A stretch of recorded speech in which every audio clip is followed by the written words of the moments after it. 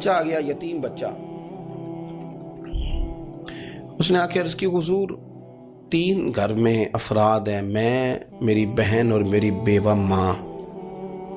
والد حضور چلے گئے اور آج نہ 3 دن ہو گئے روٹی کوئی نہیں کھائی.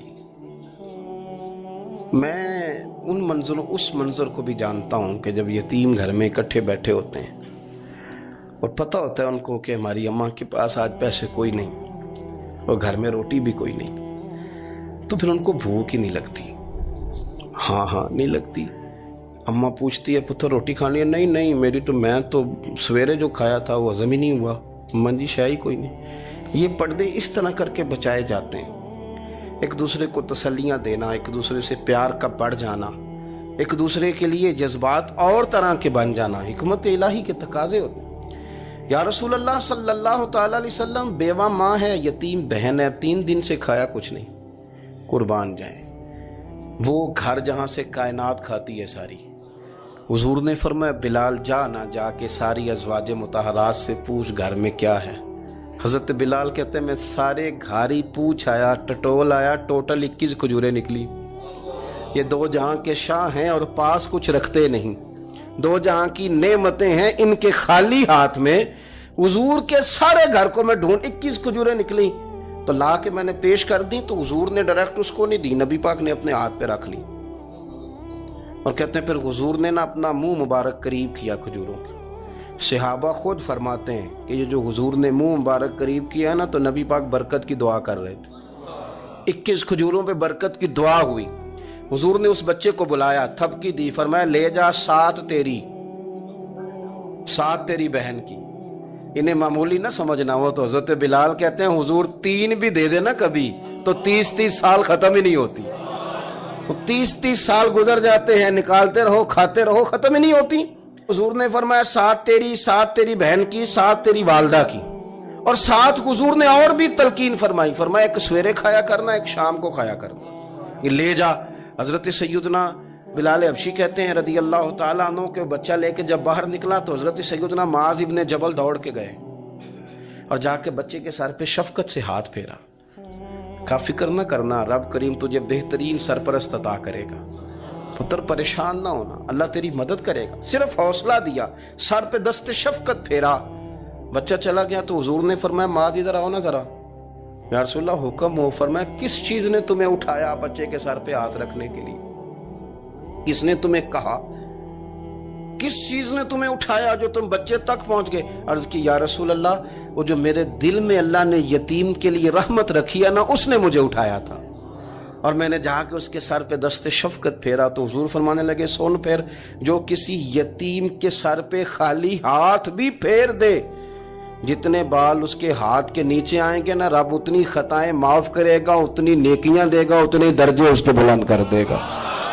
خالی دست شفقت ہی پھیر دے. دینا دلانا تو بعد کی بات ہے, اس کا خیال رکھنا. تو یہ جو ہمارے مدارس ہیں نا, ان میں اکثر بچے غریب ہوتے ہیں, لیکن کچھ بچے تگڑے گھروں کے بھی ہوتے ہیں, مالدار گھروں کے بھی ہوتے ہیں. اس میں اگر کوئی ایسا بچہ آ بھی جاتا ہے نا جو یتیم ہے, کمزور ہے, تو وہ اپنے آپ کو محسوس نہیں کرتا کمزور, کیونکہ وہ یہ نہیں سمجھتا کہ میں یتیم خانے میں آیا ہوں. اس کے ذہن میں مائنڈ سیٹ یہ ہوتا ہے کہ میں مدرسے میں آیا ہوں اور میں پڑھنے کے لیے آیا ہوں. اور چونکہ وہ کچھ وزادار بچے, مالدار بچوں کے ساتھ وقت گزارتا ہے, اسی دسترخوان پہ بیٹھ کے کھاتا ہے, اسی کلاس میں سب کے ساتھ بیٹھ کے پڑھتا ہے, تو اس کی عزت نفس مجروح ہونے کی بجائے طاقت پکڑتی.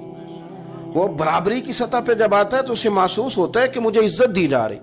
اس لیے مدارس اسلامیہ میری نظر سب سے مضبوط جگہ ہیں جہاں مساکین کی, یتیموں کی, غریبوں کی صحیح معنوں میں کفالت بھی ہوتی ہے, تعلیم بھی ہوتی ہے, عزت بھی ہوتی ہے, تربیت بھی ہوتی ہے. میرے رسول کریم علیہ السلام بڑے انہماک کے ساتھ, بڑے توجہ کے ساتھ. اچھا ایک کام اور ہوتا ہے ہمارے ہاں, وہ کیا ہے, اگر کوئی یتیم مال چھوڑ گیا نا اس کا باپ, تو پھر تو بارے نہیں آ رہے ہیں اس کے, پھر تو اللہ خیر کرے کہ بہت سارے مل جائیں گے کفالت کرنے والے, بہت سارے ملیں گے دھیان رکھنے والے, بڑے سارے ملیں گے توجہ دینے والے.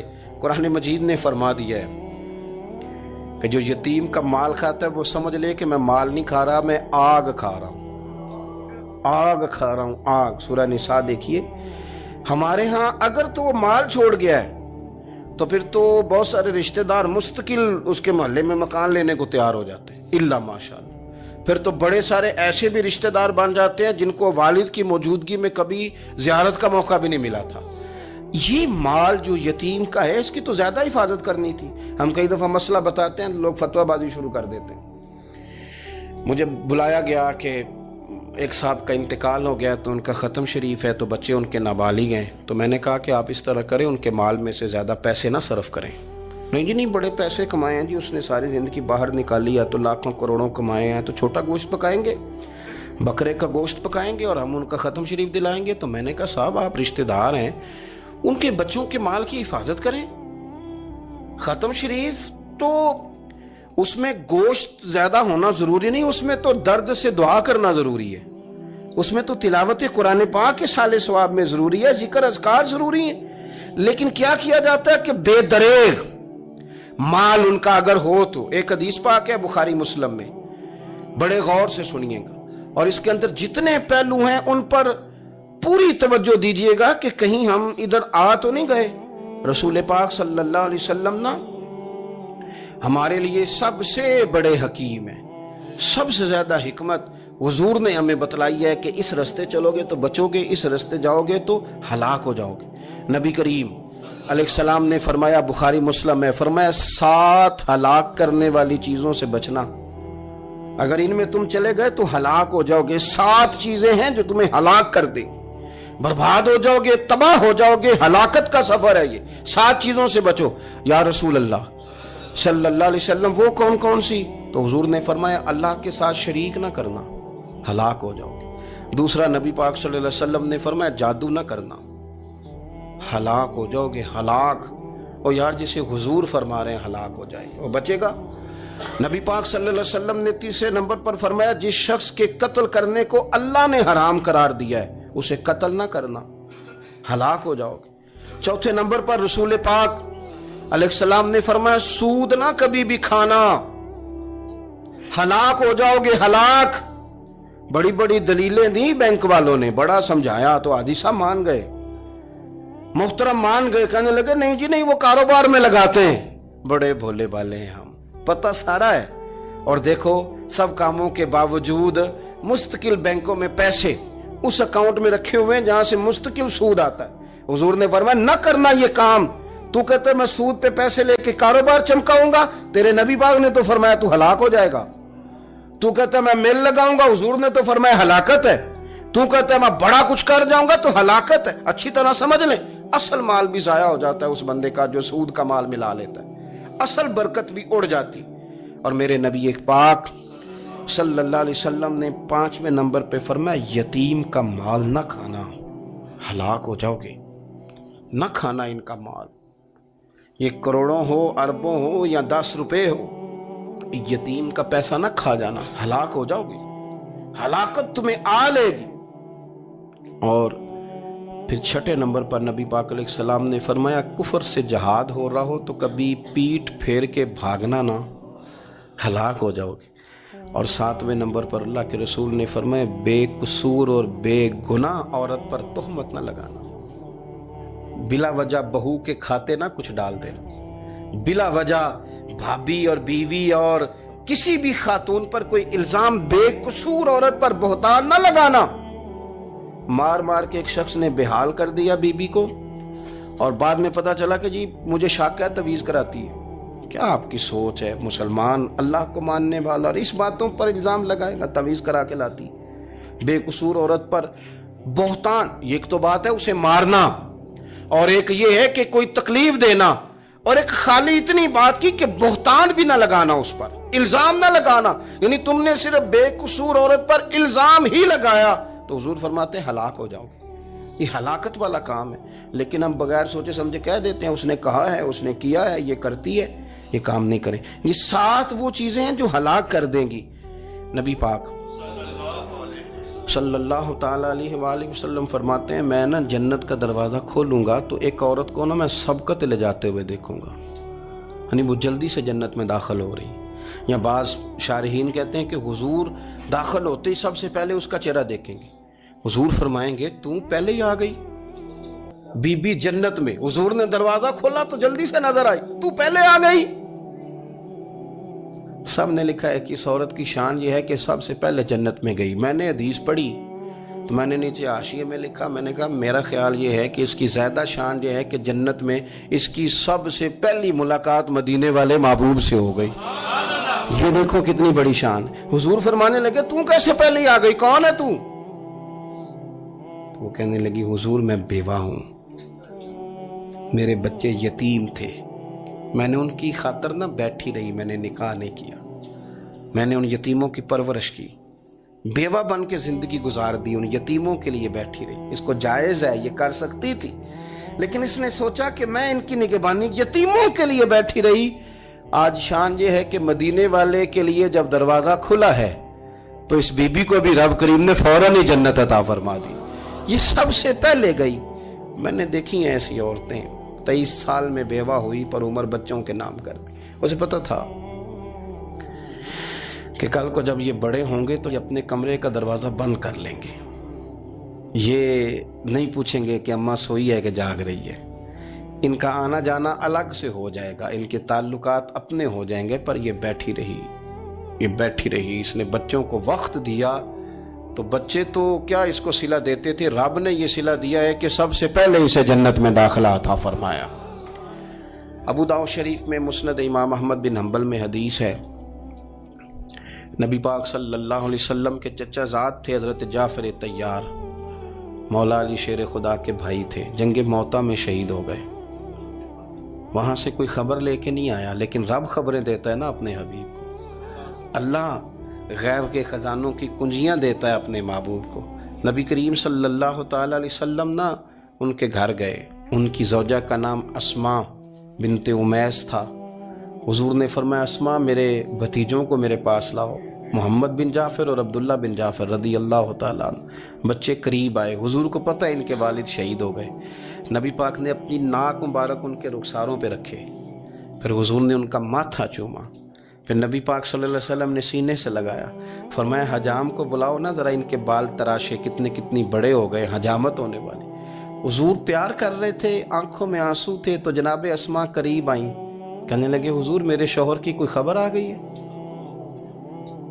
تو نبی پاک صلی اللہ تعالیٰ علیہ وسلم نے گردن مبارک اٹھائی تو آنکھوں میں آنسو تھے، فرمایا رب نے میرے بھائی کو شہادت کا درجہ عطا کیا ہے، فرمایا کوئی آہ و بقا نہ کرنا میرے بھائی پر، اللہ نے اسے شہادت کا درجہ دیا ہے۔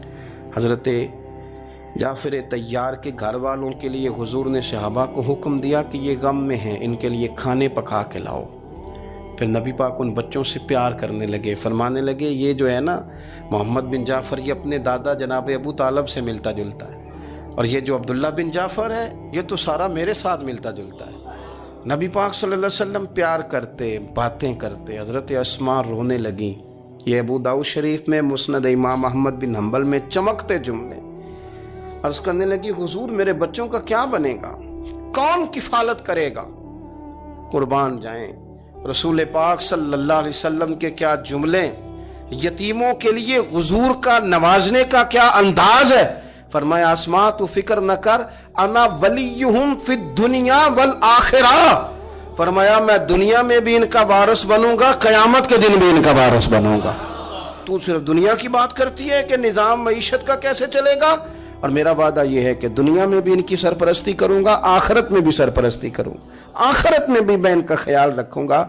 آپ غور تو فرمائیں، توجہ تو کریں کہ اس قدر زیادہ حضور کا انہماک اس طبقے کے ساتھ ہمیں اپنے دائیں بائیں عزیزوں میں، رشتہ داروں میں، دوستوں میں، علاقہ میں، پڑوسیوں میں، محلے داروں میں دیکھنا چاہیے۔ یہ بچے بیچارے میں نے دیکھا ہے، ان کے بگڑنے میں اصل بات یہ ہوتی ہے کہ کوئی مخلص ہو کے سرپرست نہیں بنتا۔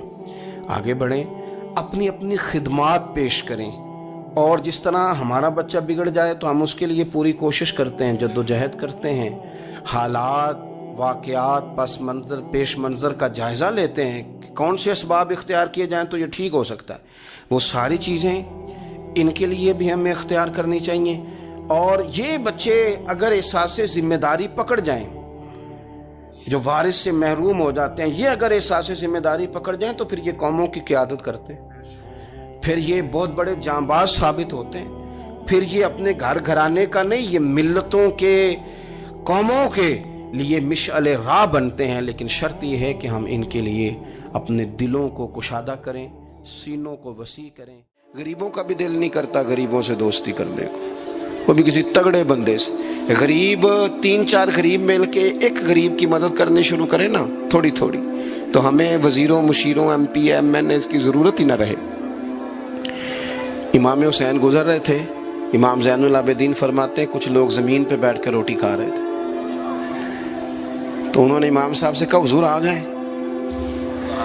تو امام صاحب گھوڑے سے اترے، زمین پہ بیٹھ گئے، اور جب ان کے ساتھ روٹی کھائی تھوڑی سی، امام علی مقام اٹھنے لگے تو کہنے لگے حضور اور کھائیں، فرمانے لگے قسم بخدا ابھی کھا کے آیا تھا، اور کبھی روٹی کھا کے میں نے فوری طور پہ دوبارہ نہیں کھایا، بیٹھ اس لیے گیا ہوں کہ تمہارا دل نہ ٹوٹ جائے۔ دل بدستاور کے حج اکبر است۔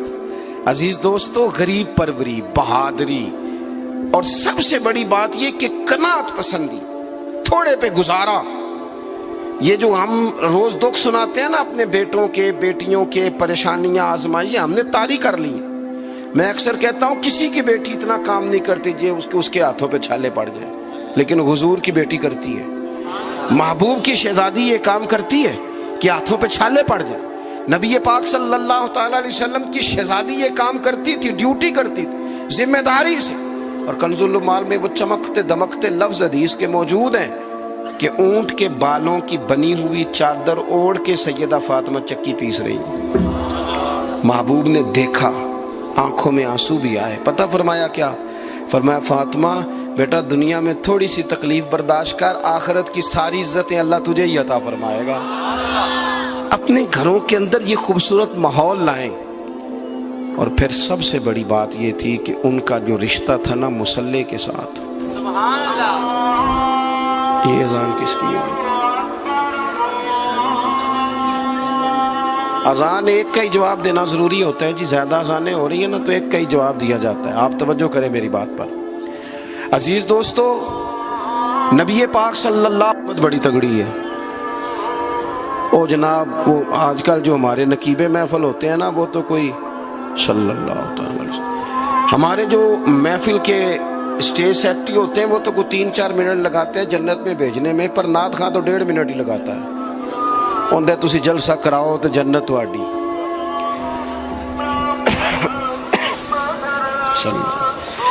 یاد رکھیں کہ نسبت کی مضبوطی ایک بڑی عظمت ہے، اللہ والوں کی نسبت بڑی چیز ہے، اور خدا دے یہ دولت تو یہ بڑی چیز ہے، یہ بڑی چیز ہے۔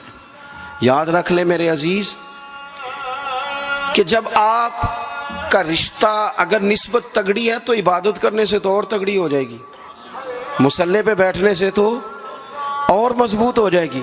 آپ نبی پاک علیہ السلام کے گھرانے کا ترک دیکھیں تو وہ عبادت سے بڑا ان لوگوں کا شغف ہے، اللہ اللہ کرنے سے بڑا ذوق ہے۔ ہم نا پہلے بھی کمزوریاں کافی تھی، پر جب سے موبائل آیا نا، یہ موبائل تسبیح کی جگہ پہ آیا ہے، ہاتھوں میں تسبیحاں ہوتی تھی جہاں موبائل آئے۔ مصلی کی عبادت، ریاضت کمزور کر لی ہم نے۔ رسول پاک صلی اللہ علیہ وسلم کا اپنا طریقہ یہ تھا کہ حضرت عائشہ صدیقہ رضی اللہ تعالیٰ عنہ فرماتی ہیں کہ حضور نے ساری رات نماز پڑھی اور قدم شریف میں ورم آ گیا۔ کبھی آیا ہمارے پہ پیروں میں ورم عبادت کر کے؟ ساری رات نماز پڑھی، قدمین شریفین میں ورم آ گیا، اور جب قدموں میں ورم آ گیا نا تو فرماتی ہیں میں نے عرض کی یا رسول اللہ آپ کے تو صدقے اللہ اگلے پچھلوں کے گناہ معاف کرے گا، اور آپ اس قدر زیادہ آہوزاری کرتے ہیں۔ تو نبی پاک علیہ السلام نے فرمایا عائشہ تم نے کہا ہے نا اللہ میرے اوپر بڑا مہربان ہے، اللہ بڑا کریم ہے، اس نے مجھے رسولوں کا امام بنایا ہے، اپنا محبوب بنایا ہے، تم ہی کہہ رہی ہو نا یا رسول اللہ؟ ہاں۔ تو فرمایا پھر میں اپنے رب کا شکر گزار بندہ نہ بنوں؟ حضور کثرت سے عبادت کرتے، سیدہ فاطمہ رات کو زیادہ وقت مصلی پہ گزارتی، حضرت امام حسن اور حسین لمبی عبادت کرتے۔ 9-10 محرم کی درمیانی رات تھی، عمر بن سعد امام علی مقام کے پاس آیا کہ کہنے لگا حسین دو ہی باتیں ہیں، یا جنگ کریں گے یا آپ بیعت کریں گے۔ تو امام حسین فرمانے لگے اس طرح کرو، ایک رات کی مہلت دو، صبح بتاؤں گا۔ امام صاحب نے اسے کہا، وہ چلا گیا۔ حضرت عباس بن علی، یہ حضرت علی کے صاحبزادے ہیں، میدان کربلا میں حضرت مولا علی کے 4 اور بیٹے بھی شہید ہوئے، ایک حضرت عباس، ایک حضرت ابو بکر بن علی، ایک حضرت عمر بن علی، ایک حضرت عثمان بن علی۔ یہ نام دیکھو کیسے شاندار، اور یہ نام حضرت علی نے نام رکھے، اپنے یاروں کے نام پہ ہم نام رکھے۔ خلفائے ثلاثہ سے عقیدت بتاتی ہے ان کی کتنی۔ تو حضرت عباس رضی اللہ تعالیٰ عنہ نے آ کے سیدنا امام حسین کی خدمت میں عرض کی، حضور آپ نے جو فیصلہ کرنا ہے نا سویرے، مجھے ابھی پتہ ہے، آپ نے بیعت تو کرنی نہیں، ہونی تو جنگ ہے۔ تو یا رسول اللہ صلی اللہ علیہ وسلم، اے امام علی مقام رضی اللہ تعالیٰ عنہ، آپ نے رات کی مہلت کیوں لی؟ یہ عجیب لوگ ہیں، پتہ نہیں کیا سوچیں گے، مہلت لینے کی کیا ضرورت تھی؟ کہ میری بات یاد رکھنا جو عرض کر رہا ہوں۔ امام حسین فرمانے لگے، عباس تیرا کیا خیال ہے، سوچنے کے لیے ٹائم لیا؟ تو حضور پھر کس لیے لیا ہے؟ تو کیا جملے ہیں امام حسین کے، فرمانے لگے، عباس تجھے پتا ہے نا مجھے سجدوں سے بڑا پیار ہے، سجدوں سے پیار ہے، دعاؤں سے پیار ہے، عبادت سے پیار ہے۔ میرا دل کرتا ہے ایک رات رہ گئی ہے، میں رج رج کے سجدے کروں، اپنے مالک کے حضور اپنی پیشانی رکھوں، خوب دعائیں مانگوں۔ تو ان کا تو عبادت سے اتنا شغف تھا۔ آخری بات سنیں، یزید تو ظاہری طور پر کلمہ بھی پڑھتا تھا، سارے کام کرتا تھا، امام حسین کیوں نکلے اس کے خلاف؟ اس لیے کہ فاسق و فاجر تھا، شرابی بدکار تھا۔ صحیح بتانا، صحیح، اس بندے کی جیب میں خود ڈھیر سارے گندے گانے ہوں، وہ امام حسین کے نام کی ایک دیگ پکا لے تو امام حسین خوش ہو جائیں گے؟ جو وہاں لڑکیوں کے اسکول کالج کے سامنے روز کھڑا ہو، وہ کہے کہ میں نے 6 نعرے پورے لگائے امام حسین کے نام کے، تو امام حسین خوش ہو جائیں گے؟ امام حسین کی کاز کیا ہے؟ وہ کہتے ہیں کہ ایسے لوگ جو فاسق و فاجر ہوں، اعلانیہ گناہ کرنے والے، وہ کبھی بھی عنان حکومت پہ آنے نہیں چاہیے۔ اور اگر ہم سپورٹر ووٹر ان لوگوں کے ہوں، ہم انہی لوگوں کے سپورٹر ووٹر ہوں جو ظالم ہیں، فاسق و فاجر ہیں، اور ہم بات کریں امام حسین کی، ہم سے نہ رقم ہوں گے قصید یزید کے، ہم لوگ تو حسین کے سیرت نگار ہیں۔ دورنگی چھوڑ کے یک رنگ ہو جا، سراسر موم ہو جا یا سنگ ہو جا، آپ کبھی کسی ظالم کے سپورٹر نہ بنے، کبھی بھی۔ آپ کو پتا چل گیا بندہ غلط ہے تو ڈٹنا سیکھیں، کھڑے ہونا سیکھیں۔ وَلَا تَحْسَبَنَّ اللَّهَ غَافِلًا عَمَّا يَعْمَلُ الظَّالِمُونَ، اللہ ظالموں کے کاموں سے بے خبر نہیں ہے۔ کبھی کسی ظالم کی سپورٹ نہ کریں، کبھی بھی۔ میرے نبی پاک علیہ السلام نے فرمایا، جس نے زمین کی ایک بالشت پر ظلم کیا نا، اللہ 7 زمینوں کا طوق بنا کے قیامت کے دن اس کے گلے میں ڈال دے گا۔ کبھی کسی ظالم کے ساتھ کھڑے نہ ہونا، کبھی بھی، ایک منٹ کے لیے۔ وہ ایک دفعہ ایران کا ایک بادشاہ تھا، تو اس نے سوچا کہ میں اپنے بیٹے کو نا گھوڑ سواری سکھا لی ہے، تیر اندازی سکھائی ہے، تو میں نا اسے دین بھی پڑھاؤں۔ اس نے ایک بزرگ عالم کا انتخاب کیا، کہا میرے بیٹے کو آپ نا کتاب و سنت پڑھائیں۔ تو بچہ ایک زمانہ استاد کے پاس کئی سال جاتا رہا۔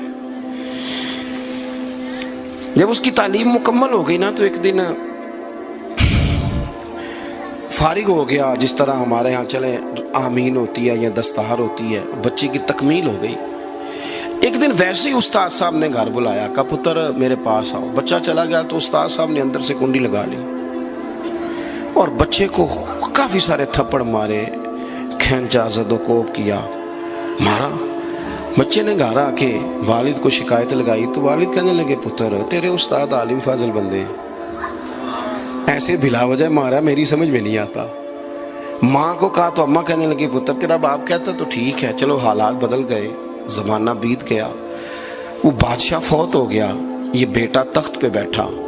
اب وہ درد نہیں جاتا تھا اندر سے کہ استاد نے زیادتی کی میرے ساتھ۔ اس نے پہلا حکم یہ جاری کیا کہ میرے استاد کو بلاؤ۔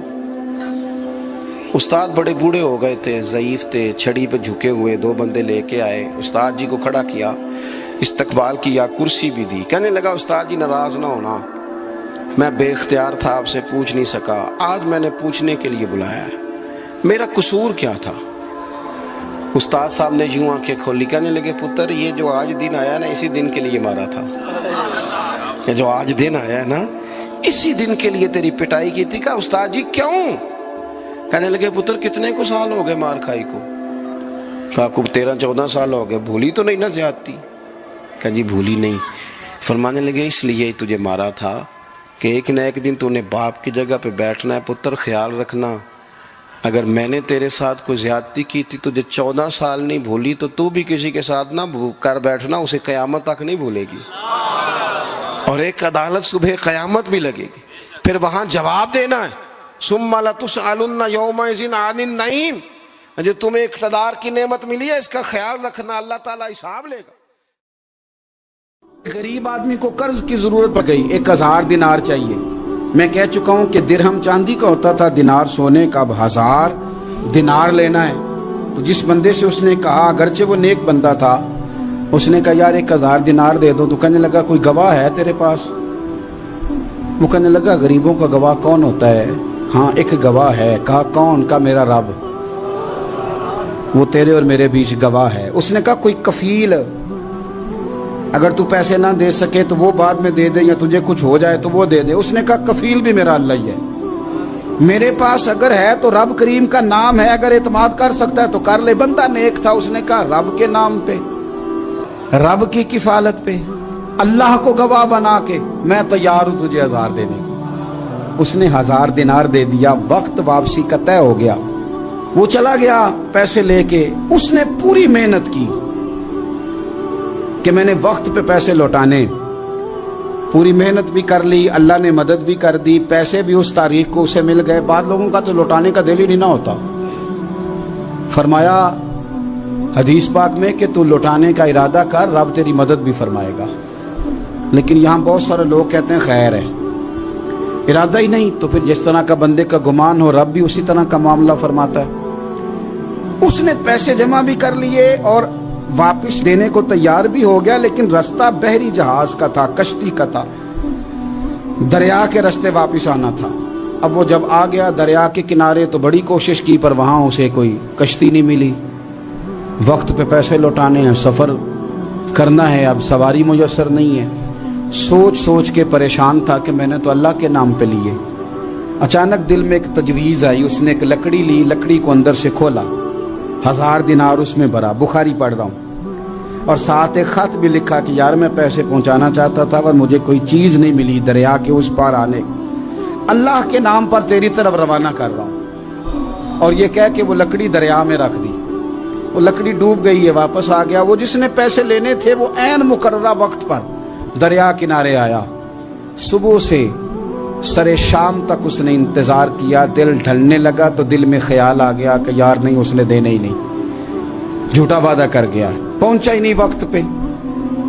اب جب واپس لوٹنے لگا تو اچانک دریا میں ایک لکڑی تیرتی ہوئی دکھائی دی، کہنے لگا لے جاتا ہوں، شام کو روٹیاں پکانے کے کام آئے گی، ایندھن بنا کے جلا لوں گا، ہنڈیا پک جائے گی۔ لکڑی اٹھا کے جلانے کے لیے گھر لایا، گمان تھا کہ وہ نہیں آیا وعدہ کر کے، اللہ کو کفیل اور وکیل بنا کے اور گواہ بنا کے پھر بھی نہیں آیا۔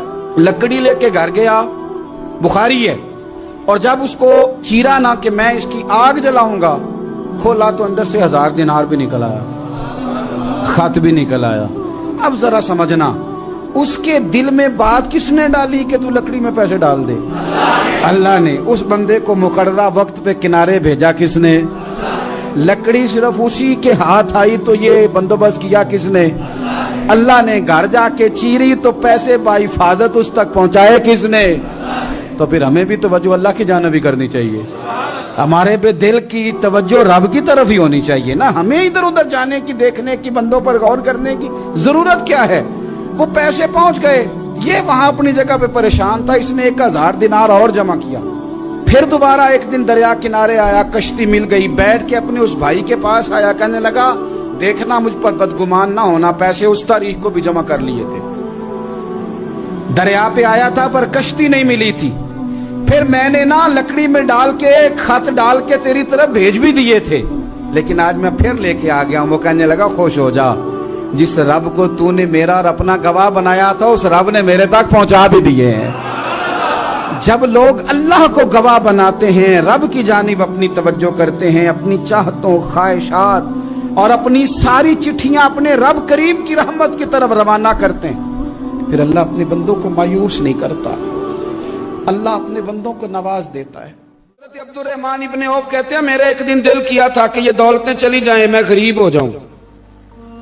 حالانکہ امیروں کا کبھی غریب ہونے کو دل میرا کیا تھا کہ کس طرح؟ فرمانے لگے ایک غریب صحابی حضرت سعد انصاری نبی کریم کی بارگاہ میں ملنے کے لیے آئے۔ انہوں نے جب نبی پاک کے سامنے ہاتھ کیے نا ملانے کے لیے، قربان جائیں، انہوں نے ہاتھ پیچھے کرنا چاہا پر میرے نبی نے ان کا ہاتھ تھام لیا، حضور نے زور سے پکڑ لیا۔ انہوں نے ایک دفعہ چاہا، پھر اصل میں آپ سمجھے نہیں نا میں کیا کہہ گیا ہوں، یعنی حضور نے ہاتھ تھام لیا، یعنی نبی کریم نے ان کا اپنے دست مبارک سے ہاتھ پکڑ لیا۔ صحابی خاموش ہو گئے، حضور نے پھر ان کا ہاتھ کھولا، اور میں یہ کیا ہے؟ وہ رو پڑے، عرض کرنے لگے حضور بچے زیادہ ہیں، مزدور آدمی، پھاوڑے کے ساتھ، کدال کے ساتھ، کئی کے ساتھ کام کرتے، یا رسول اللہ یہ نہ چھالے پڑ گئے میرے ہاتھوں پہ۔ حضرت عبد الرحمن ابن عوف کہتے ہیں کائنات نے، دھرتی نے وہ نظارہ بھی دیکھا کہ جس رسول کے قدم چومنے کے لیے جبریل جھکے، اس محبوب نے مزدور کا ہاتھ چومنا شروع کر دیا۔ فرماتے ہیں غریبی کو وہ عزت ملی کہ میرا بھی دل کرتا تھا غریب ہو جاؤں، دل کرتا تھا۔ یہ کس نے ذروں کو اٹھایا اور صحرا کر دی، یہ کس نے قطروں کو ملایا اور دریا کر دی، یہ کس کی حکمت نے یتیموں کو کیا در یتیم اور غلاموں کو دنیا بھر کا مولا کر دیا۔ ہم نا اصل میں عزت نہیں دے پائے، ہم نے وہ جو سٹیٹس کا فرق رکھا ہوا ہے نا، اس نے تباہی کر دی۔ مزیدار روٹی ویسے کون کھاتا ہے؟ جو روز چھوٹا گوشت کھاتا ہے؟ کون مزیدار کھانا کون کھاتا ہے؟ جو تکے کھاتا ہے روز؟ میں بتاتا ہوں، مزیدار روٹی وہ مزدور کھاتا ہے جو کام پہ جاتے ہوئے نا سویرے 2 روٹیوں میں اچار رکھ کے ساتھ لے کے جاتا ہے۔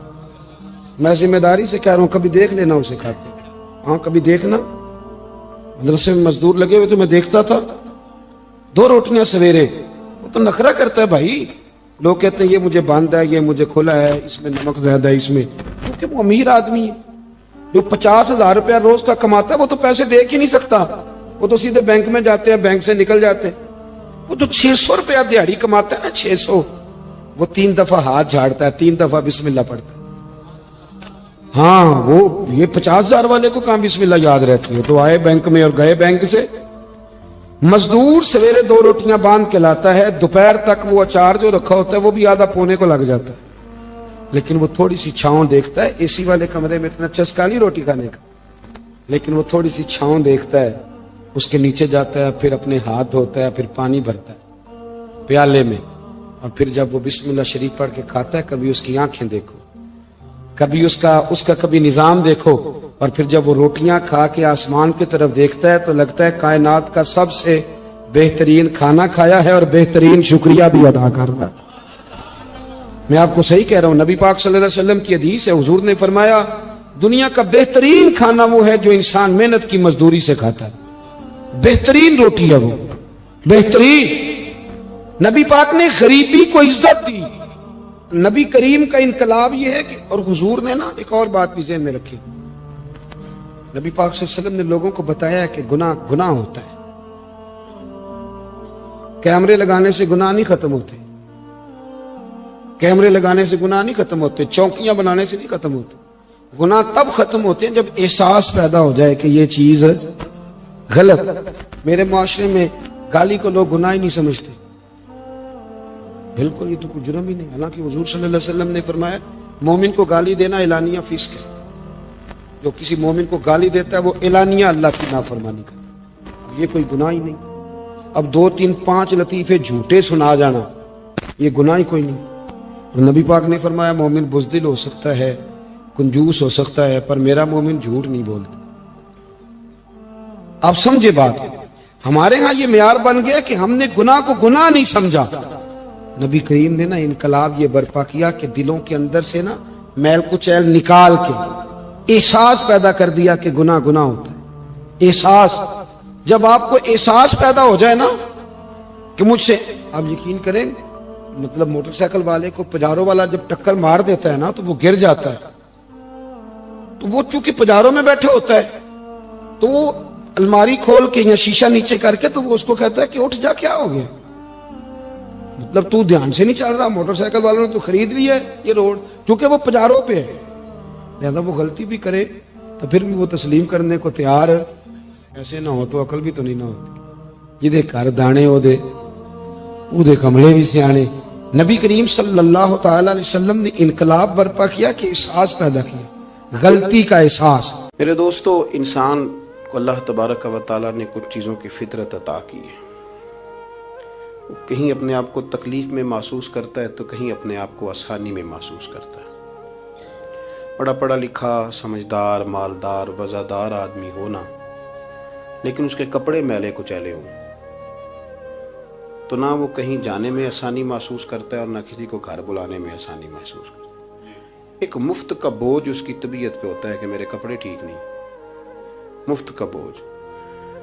लेकिन बंदा बिल्कुल अनपढ़ हो, सादा हो, घर टूटा हुआ हो, लेकिन उसके कपड़े ठीक हों, उठना बैठना भी नहा के आया हो, इस्त्री वाले कपड़े पहने हो, तो कहीं बैठते हुए जरा हिचकिचाहट नहीं महसूस करता।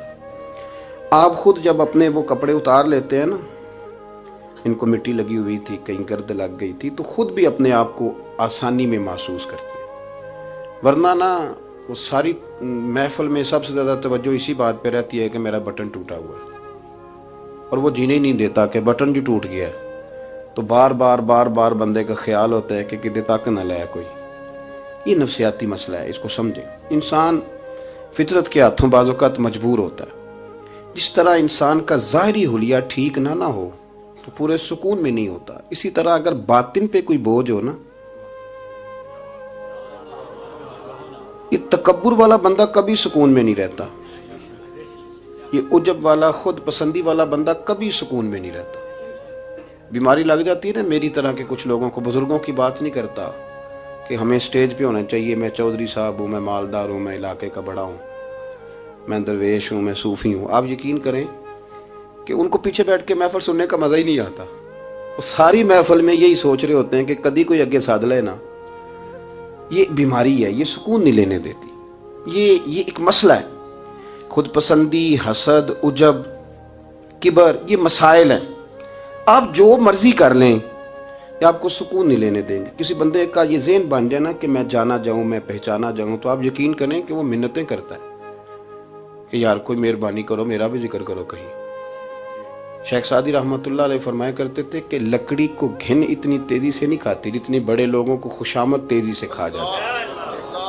इनका बस नहीं चलता, वरना 2 बंदे रख लें 8-8 घंटे की ड्यूटी पे कि मेरी तारीफें किया करो, बस नहीं चलता। ये बातन के जो मैल कुचैल है ना, मेरे रसूल करीम का कमाल ये है कि हुजूर ने नजर करम से सारे ही दूर फरमा दिए। और महबूब के अपनों ने जब नबी पाक से दलील मांगी ना कि आप अल्लाह के नबी हैं, तो उसकी दलील क्या है, अपनों ने दलील मांगी। कुरैश ने, अपनों को मनवाना जरा मुश्किल होता है ना, ये अल्लाह का कानून है, उसने चिराग के बिल्कुल नीचे अंधेरा बना दिया है, इसका कानून है, क्या किया जाए, नहीं मानते। अपनों को मनवाना, करीबियों को। उन्होंने जब, मेरे एक दोस्त ने मुझसे कहा कि एक नहीं समझ आई कि जब कोहे सवा पे हुजूर ने कहा था कि मैं अगर तुम्हें कहूँ कि इस तरफ दुश्मन खड़ा है तो सारे कह रहे थे हम आपकी बात मानेंगे, तो मैंने कहा वो सरकार को मानने की बात थी। यहाँ भी बहुत सारे लोग हैं वो कहते हैं हजरत साहब आपकी इज्जत बड़ी करते हैं पर चुप कर जाए, सियासत का नाम ना लेना। मेरी बात की समझ आ रही? आपकी इज्जत बड़ी करते हैं पर चुप कर जाए। आपने ये नहीं कहना कि सूद ना खाओ, बिल्कुल आपने ये नहीं कहना कि चौधरी साहब के बच्चे की शादी पे बैंड बाजा नहीं होना, क्योंकि हम तो इज्जत करते हैं। इज्जत करना और होता है और बात मानना, इनमें फर्क होता है ना जी। कुछ लोग हया करते हैं पर बात, लेकिन ज्यादा खुशी उसी की होती है जो हया भी करे और बात भी माने। तो अपनों ने जब दलील मांगी ना कि आप अल्लाह के रसूल हैं, तो उसकी दलील क्या है? तो अल्लाह करीम ने फरमाया, महबूब इनसे फरमाइए, फ़क़द लबिस्तु फ़ीकुम उमरन मिन क़ब्लिही, वो बाहर से तो नहीं ना आया, मैंने तुम्हारे दरमियान उम्र का हिस्सा गुजारा है। अफला ताकिलून, क्या तुम्हें अकल नहीं? मेरी तरह का कोई सच्चा है तो दिखाओ, कोई सादिक और अमीन है तो दिखाओ। तुम्हारे बीच नबी करीम का ना उठना बैठना चलना फिरना, یہ اس طرح کا تھا کہ کوئی چیز کسی پر بوجھ نہیں بنتی تھی، بلکہ جو دیکھتا جاتا تھا مدینے والے کا غلام بنتا جاتا تھا۔ ہم نا آپ یقین کریں کہ اگر نکل آئے نا، آ جائیں سادگی پہ، سادی زندگی بڑی آسان ہوتی ہے، بڑی آسان۔ یہ جو بچے 4,500 روپیہ لگا کے بال کھڑے کراتے ہیں نا سر پہ، یہ پھر پریشان بھی رہتے ہیں کہ اتنے پیسے لگا دیے، دیکھا کسی نے بھی نہیں۔ اور جو بزرگ ابھی آیا نا، اس نے گھاس کاٹی ہے، بھینسوں کو چارہ ڈالا ہے، کپڑے بس اس نے جلدی سے پہن لیے صحیح استری، اس کو کوئی فکر نہیں، کوئی دیکھے تب بھی ٹھیک ہے، نہ دیکھے تب۔ نبی پاک صلی اللہ علیہ وسلم نے انسان کو کہا کہ اندر کا بوجھ اتار دے، ورنہ تیرے لیے جینا مشکل ہو جائے گا۔ یہ اتار دے اندر کے سارے بوجھ، یہ جھوٹ کا بوجھ، یہ عداوت کا بوجھ، یہ حسد کا بوجھ۔ اعلیٰ حضرت بریلوی رحمۃ اللہ علیہ ملفوظات شریف میں فرماتے ہیں کہ حسد کرنے والا سامنے والے بندے پہ اعتراض نہیں کرتا، بلکہ حسد کرنے والا اللہ کی تقسیم پہ اعتراض کرتا ہے۔ وہ کہتے ہیں اسے کو دیا ہے، مجھے دینا چاہیے تھا۔ بحث کرتے ہیں لوگ، اپنے گھر بیٹھ کے دلائل جمع کرتے ہیں۔ کبھی کسی شخص کے بارے میں آپ ذرا قرآن مجید پڑھیں اور میرے رسول کریم صلی اللہ تعالی وسلم کی احادیث کا مطالعہ کریں۔ قرآن تو حضرت موسیٰ کی شان بھی بیان کرتا ہے، حضرت یوسف کے تذکرے نہیں بیان کرتا قرآن، جناب عیسیٰ روح اللہ کی عظمت قرآن بیان نہیں کرتا۔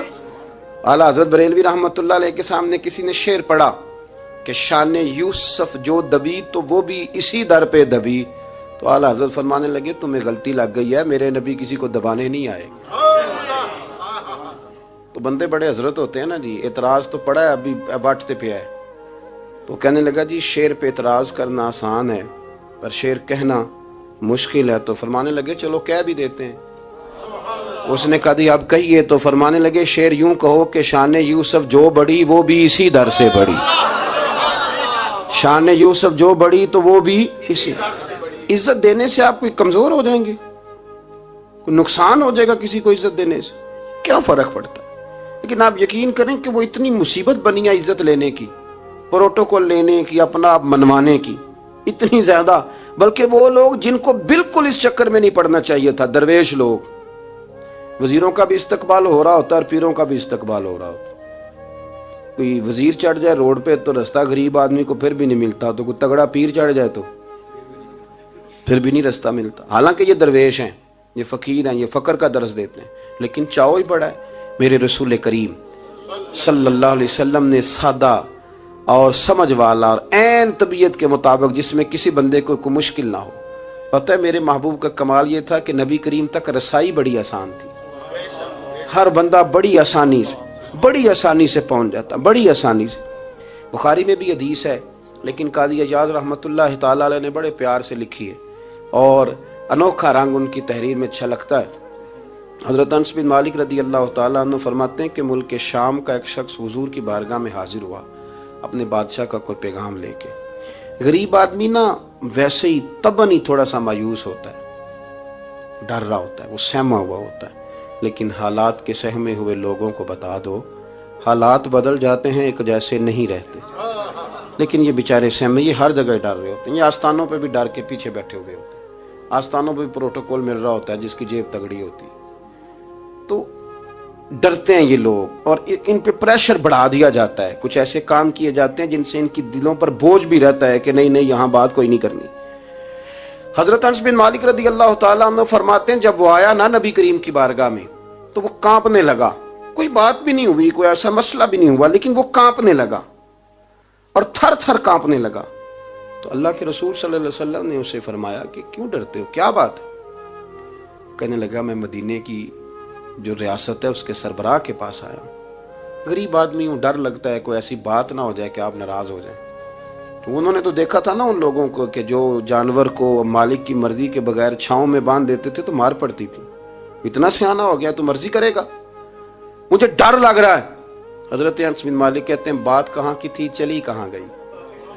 اس نے کیا کہا اور پھر جواب میں میرے محبوب نے کیا فرمایا؟ آپ ذرا بات کا لیول دیکھیں اور حضور کی گفتگو کا سٹیٹس دیکھیں۔ یہ وہ لوگ، یہ وہ تربیت ہے جو لوگوں کے دلوں روحوں تک اترتی ہے۔ میرے نبی کریم صلی اللہ تعالی علیہ وسلم نے بات سنی تو حضور رو پڑے، اور اتنا روئے کہ گھٹنوں کے بل زمین پر بیٹھ گئے۔ جناب انس بن مالک فرماتے ہیں حضور فرمانے لگے نہ بھائی تو کسی بادشاہ کے پاس نہیں آیا، نہ تو کسی حکمران کے پاس نہیں آیا، تو اس بیٹے کے پاس آیا ہے جس کی ماں گوشت کے خشک ٹکڑے کھا کے بھی رات گزار لیا کرتی. میری ماں تو گوشت کے خشک ٹکڑے کھا کے رات گزار لیتی تھی. نہ تو کسی. حضرت انس بن مالک کہتے ہیں اس نے بات سنی تو وہ بھی رو پڑا, اور میں نے سنی تو میں بھی رو پڑا. دوستو, رسول کریم دیکھیں نا ہم لوگوں نے کس طرح کا لیول بنایا ہوا ہے. ابھی تک وہ جو دولت کا رٹا ہے تھوڑا بہت, وہ ابھی تک چلتا ہے. ابھی تک خاندان کے اندر کوئی بندہ امیر ہو جائے تو چودھری بھی وہی ہوتا ہے, سیانا بھی, میرا تو خیال ہے پیر بھی وہی ہوتا ہے. شرط یہ ہے کہ اس کے پاس پیسے ہونے چاہیے. وہی شیخ ہوتا ہے, سارا کچھ وہی ہوتا ہے. نبی پاک صلی اللہ علیہ وسلم نے ہمیں کہا کہ یہ تمہارے اندر کے بوجھ ہیں. ماہا کافی صدرک, گناہ جو ہوتا ہے یہ کھٹکتا ہے سینے میں, یہ بندے کو پریشان کرتا ہے, بندہ تکلیف میں ہوتا ہے, کسی کو پتہ نہ چل جائے. ہم لوگوں نے آہستہ آہستہ کر کے نا احساسات کی دنیا چھوڑ دی ہے. ہمارا مزاج نہیں, چھوٹی چھوٹی باتیں ہوتی ہیں لیکن ہم توجہ نہیں نہ کرتے. کوئی اتنا مشکل بات نہیں کہ رات کو بیٹا پھل لے کے آیا تو اپنی بیوی کے کمرے میں چلا گیا. لوگ اس کی ماں کو اور اس کے باپ کو یہ بات آسانی سے کہہ دیتے ہیں کہ آپ حوصلہ کریں, دفع کریں, جو کر رہا ہے کرنے دیں. لیکن جس بندے کی کل کمائی اس کا پتر ہو, اور بھری جوانی میں جس نے کہا ہو بیوی سے کہ چل میں پرانے کپڑوں پہ عید گزار لوں گا, تو نئے کپڑے بچوں کے لے آ. جس نے 30 سال سعودی عرب میں, دبئی میں, مسقط میں, پردیس میں گزارے ہوں اور وہاں کمبل بھی نہ بدلا ہو کہ چلو بچے میرے پڑھ جائیں, اس کی کل کمائی باغ تیرے دی کر کر راکھی, ساری عمر گزاری تو جدوں یہ باغ پکن تے آیا لے گئے اور وپاری, تو وہ پھر جا کے تو 6 کنو رکھ کے پلیٹ میں اپنی بیوی سے کہتا ہے جا ابا جی کو دے آ. یہ کہنا آسان ہے باپ کو کہ تو صبر کر, حوصلہ کر, پر وہ باپ جب پیچھے پلٹ کے دیکھتا ہے تو کہتا ہے دنیا نے تو تجھے تحفہ دیا ہوگا, میں نے تو جوانی تجھے دے دی, خوشیاں ساری تیرے نام کر دی, اور تو میرے ساتھ یہ سلوک کرنے چلا. احساسات نہیں, اس کو پتہ ہی نہیں. روز دوست کو ٹیلی فون کرتا ہے کہ آج باہر سے کھانا کھائیں. کبھی ابا جی کو بھی کرنا کہ ابا جی آج میرے بغیر روٹی نہ کھانا, میں آؤں گا تو مل کے کھائیں گے. کبھی کہے اماں کو کہ اماں مجھے بڑے بڑے ریسٹورنٹ میں وہ مزہ نہیں آیا کہ تیرے ہاتھ کے چاولوں کی روٹی میں مزہ آیا, آج پکا نا. مجھے لگتا ہے اماں کو راشا بھی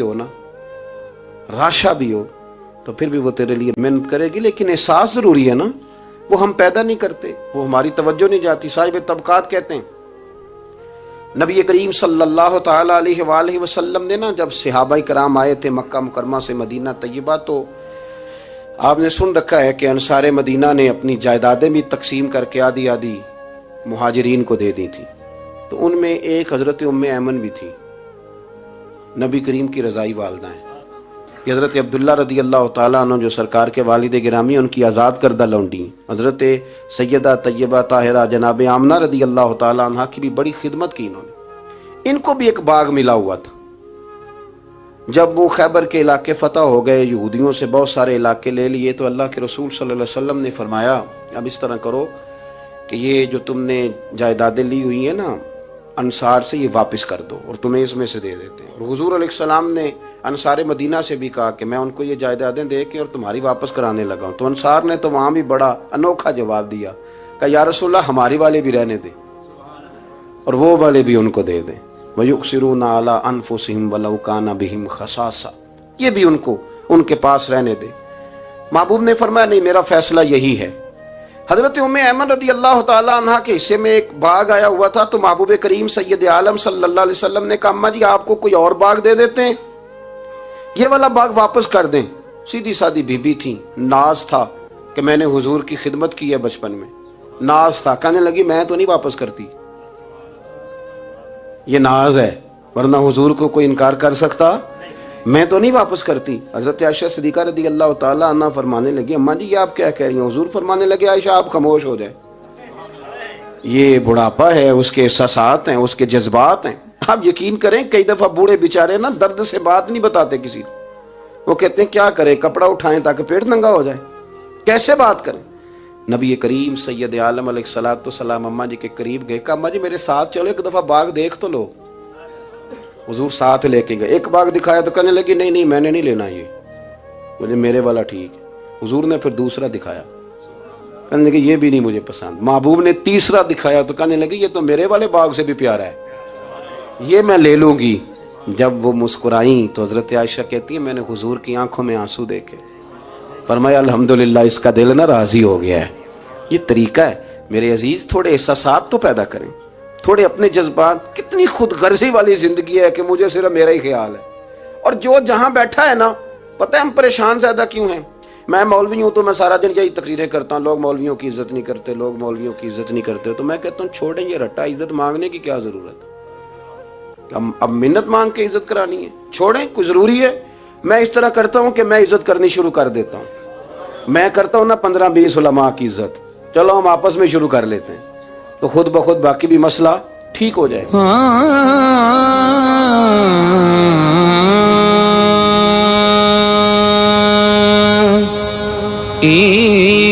دانتے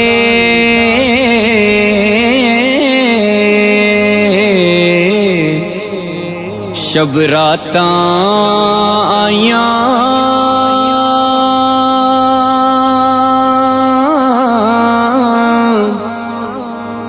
سارے لوگ گھراں نوں آئے،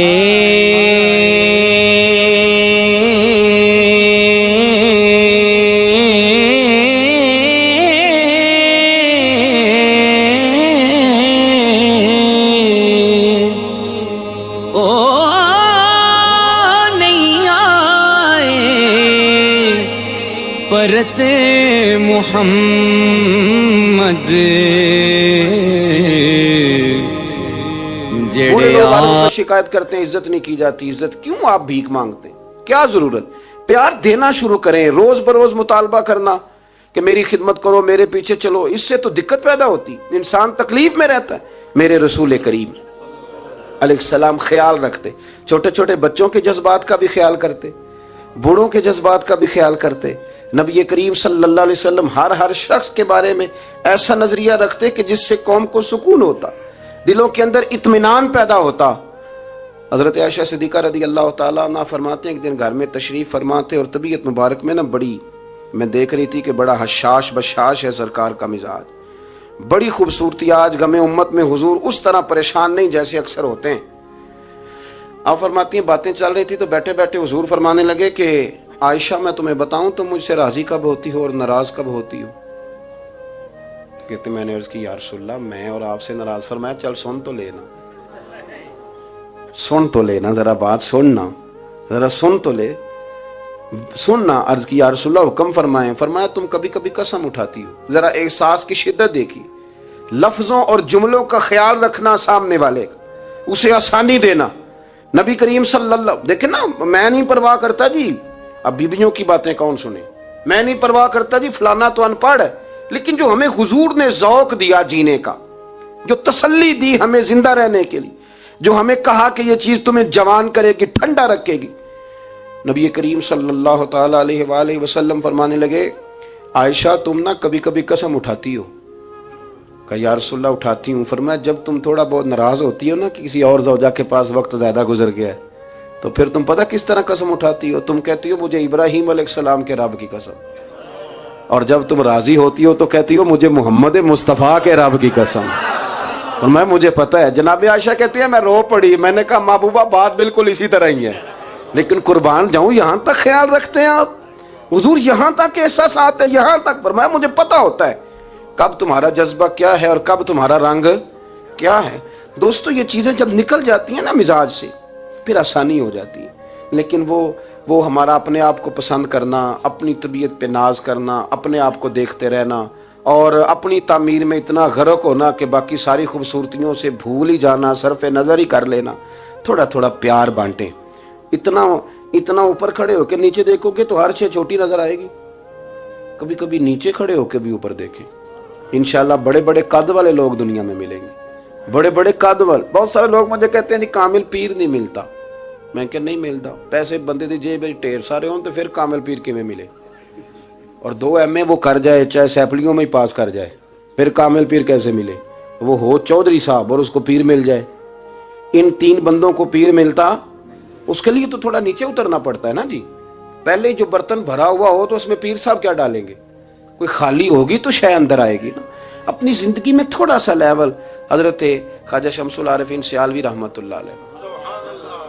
ख्वाजा साहब गुजर रहे थे तो एक बच्चा ना, हमारे देहातों के बच्चे जो होते हैं ना, वो उनका अपना स्टाइल होता है और वो बड़े मस्त लोग होते हैं। असल मज़ा वही बच्चे उठाते हैं जो देहातों के, वो जो ज़िंदगी गुजारते हैं बड़ी शानदार होती है।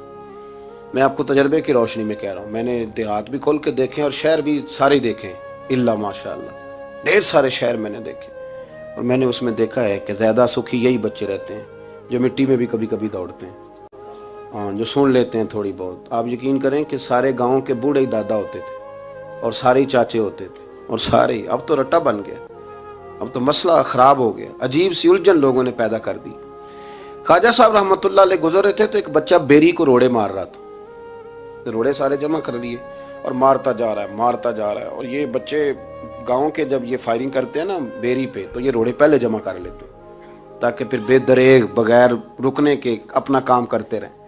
तो मार रहा था, तो हजरत शमसुल आरिफीन रहमतुल्लाह ताला अलैह आप भी गुजरे, मुरीदीन साथ थे, तो एक दो रोड़ा ना हजरत को भी लग गया। तो फरमाने लगा, पुत्र जरा ख्याल करना, मैं बूढ़ा आदमी हूँ, इस उम्र में तो जख्म भी ठीक नहीं होते।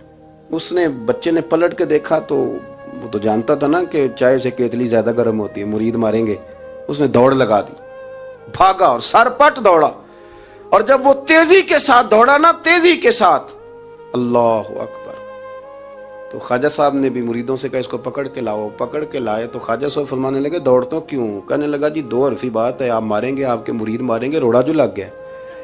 क्या अंदाज है बुजुर्गों का, प्यार बांटने का। ये चीज़ें इंसान को बड़ा मीठा रखती हैं। आप यकीन करें, प्रोटोकॉल से निकल आए, आप सौखे हो जाएंगे, आसान जिंदगी। ख्वाजा साहब रहमतुल्लाह ताला अलैह फरमाने लगे, वैसे तू कर क्या रहा था? कहने लगा, मैं रोड़े मार रहा था बेरी को। तो फरमाया, बेरी तुझे जवाब में क्या देती है? कहने लगा, जी वो तो फल देती है। तो आप फरमाने लगे, तू शमसुल आरिफीन को बेरी से भी क्या गुजरा समझता है? आप उतर मेरे सीने से लग, और जो फल मैं तुझे दूंगा ना, पहले कभी ना किसी ने दिया होगा।